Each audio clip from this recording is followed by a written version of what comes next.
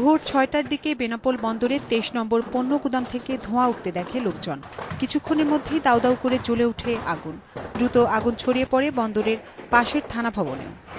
এই অগ্নিসংযোগের সূত্রপাত পরবর্তীতে সেই আগুন ছড়িয়ে থানার মধ্যে আসে এবং থানার কিছু অংশ এখানে পুড়ে ভস্মীভূত হয়।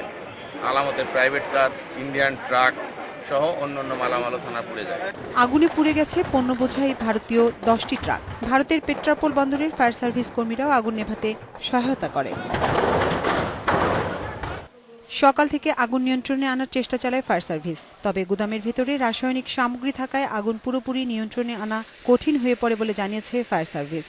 ভিতরে বিস্ফোরণ হচ্ছে, যেহেতু কন্টেনার এবং দাহ্য পদার্থ সম্মিলিত বেশ কিছু কেমিক্যাল আছে এবং যে কারণে আমাদের কিছুটা আমরা হচ্ছি, ভিতরে অ্যাট্রাক্টিংয়ে আমরা এখনো ওভাবে যেতে পারিনি। কিছু কিছু জায়গাতে আমরা প্রায় 75%, এখন 25% জায়গা অরক্ষিত আছে।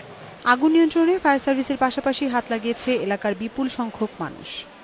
ক্ষয়ক্ষতির পরিমাণটা টোটালি ইনভেন্টরি করা ছাড়া আমাদের পক্ষে করা সম্ভব নয়। তবে হ্যাঁ, ফায়ার ব্রিগেড 7টি ইউনিট এবং আমার নিজস্ব যে ফায়ার ফাইটিং সিস্টেম আছে তার 6টি হোল দিয়ে 6টি পয়েন্ট দিয়ে আমরা আগুন নিয়ন্ত্রণে প্রায় 80% আগুন নিয়ন্ত্রণে এসছে।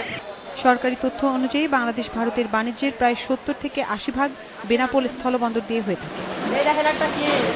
Independent news desk.